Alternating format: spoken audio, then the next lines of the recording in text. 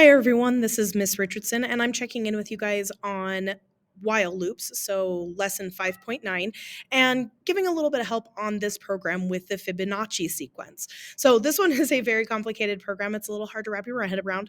So I am here to help. So first thing I'm going to do is I'm going to read through the assignment, and then we're going to talk a little bit about how Fibonacci actually works.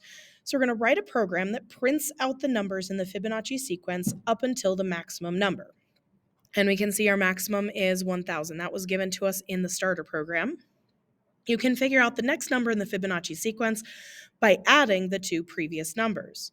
The first number is 1 and the second number is 1. To get the third number, we take 1 plus 1 equals 2. To get the fourth number, we take the second number plus the third number, and so on and so forth. So here's a sample run of what the program should start with. Now, it does tell us to declare three variables, the first number, the second number, and the third number, to keep track of all of our values as we're adding. And we don't have to print every value to the screen. So we're just going to need to print out one value so that each time the loop runs, it'll print out that rotation. So let's start off with talking about the Fibonacci sequence. So this right here is the Fibonacci sequence. It goes 0, 1, 1, 2, 3, 5, 8, 13, and so on. So what's actually going on here is these are combinations. So the first numbers in the Fibonacci sequence, 0 plus 1 equals 1. So here's number 1, here's number 2, here's number 3. You get number 3 by adding 1 and 2 together. And then we'll slide this over. The next number in the Fibonacci sequence, 1 plus 1 is 2. Here's number 1, here's number 2, here's number 3. We get this one by adding these two. Then we'll move this right over. 1 plus 2 is 3. So here's my next Fibonacci sequence, number 1, number 2, number 3.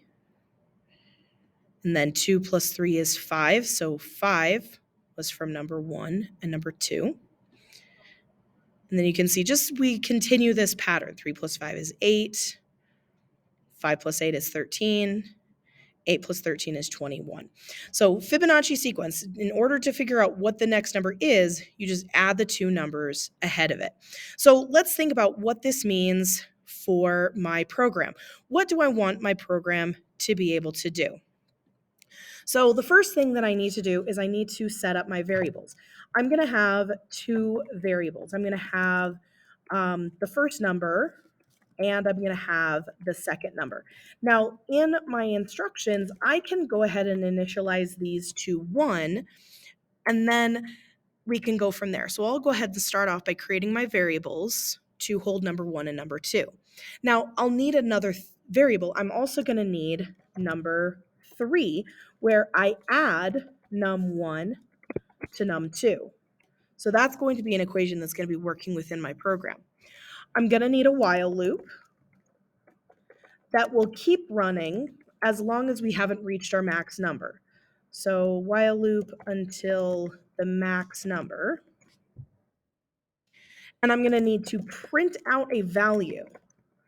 Every time this loop runs, it's going to print out a value. Now, also within this while loop, I'm going to need to update my variable values. So I'm going to need to update my variables. So let's go ahead and switch over to the editor so we can start setting up the actual program. So here is my program. I'm going to zoom it in just a little bit so it's easier to read. And the first number is 1 and the second number is 1. So that's the first thing I'm going to do. I'm going to create my first two variables. So I'm going to go variable number 1, and I'm just going to initialize it to the value of 1. And I'm going to do variable number 2. And I'm also going to initialize that to 1 because it says right here in my instructions, the first number is 1 and the second number is 1.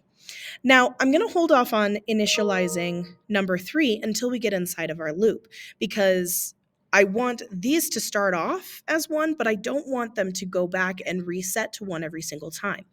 Number 3 is going to be constantly evolving and changing as we add these numbers together, so that one's going to go inside the while loop.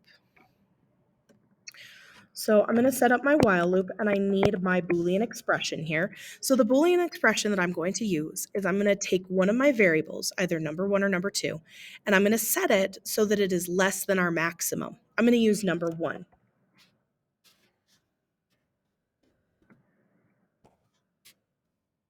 What this is going to do is each time number one is updated inside of my while loop, it's going to check that it is less than the max number. So it will continue to work until the max number is reached. So that's my Boolean comparison expression right there.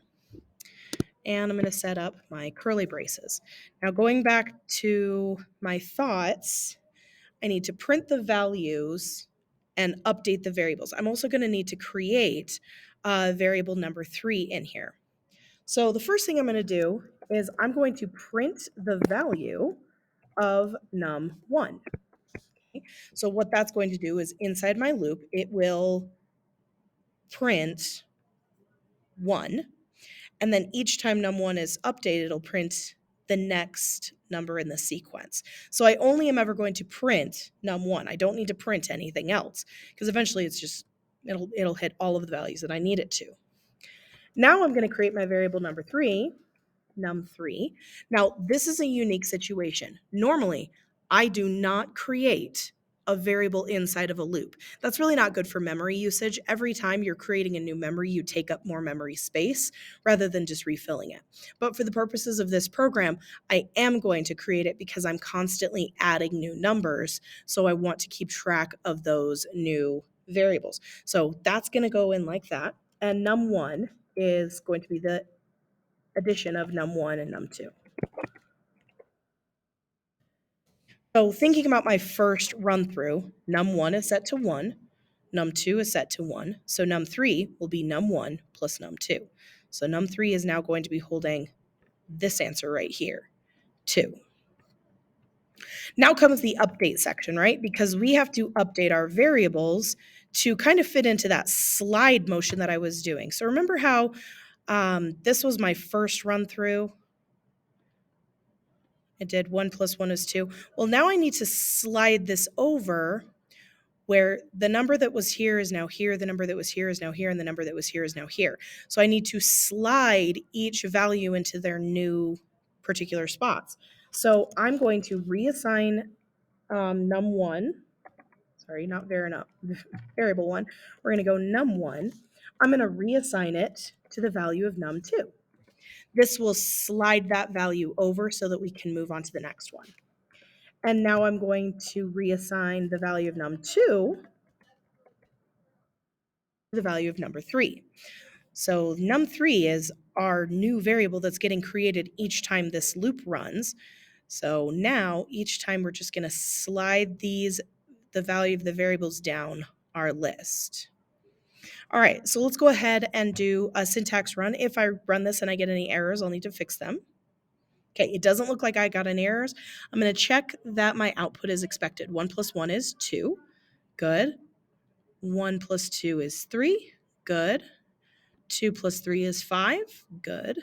3 plus 5 is 8. 5 plus 8 is 13. 8 plus 13 is 21. So it looks like everything is working so far so good.